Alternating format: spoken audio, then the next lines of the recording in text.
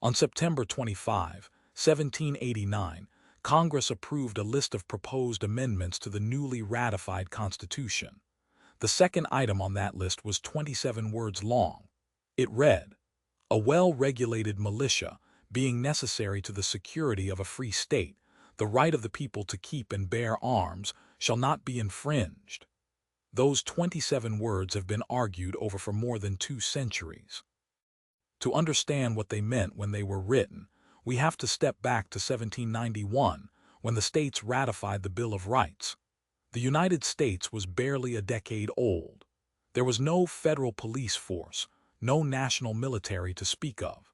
Defense fell to state militias, armed civilians who trained together and could be called to action in emergencies. Many of the nation's founders feared standing armies.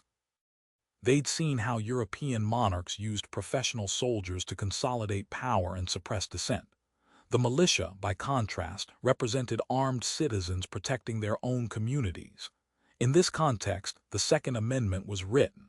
The first part, "A well-regulated militia, being necessary to the security of a free state," reflects this historical reality. In the 1790s, well-regulated didn't mean heavily restricted. It meant well-organized, properly trained, equipped to function effectively. The founders saw the militia as a check on tyranny. A population capable of bearing arms could resist an oppressive government. The second part declares the operative right. The right of the people to keep and bear arms shall not be infringed. At the time, bearing arms meant carrying weapons, typically for militia service or lawful self-defense and hunting. Guns were tools that many people depended on. But how these two parts connect has been contested almost since the ink dried. Some scholars read the militia clause as a condition. The right exists because militias are necessary, suggesting the right is tied to militia service. Others read it as context. The founders are explaining why they're protecting this right, but the actual protection applies more broadly to individuals. For nearly 200 years, courts barely touched this question. The amendment existed in the Constitution, but it was rarely litigated. That changed in 2008 with District of Columbia v. Heller *.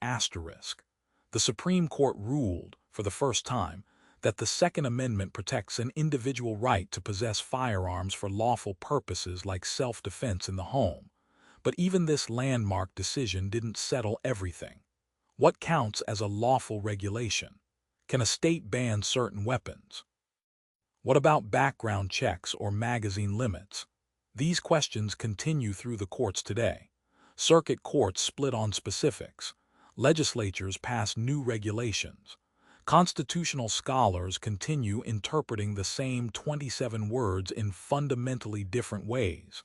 The text of the Second Amendment is settled. Its meaning remains unsettled, not because the words are unclear, but because they describe a right whose boundaries and reasonable limits remain genuinely disputed among thoughtful, principled people.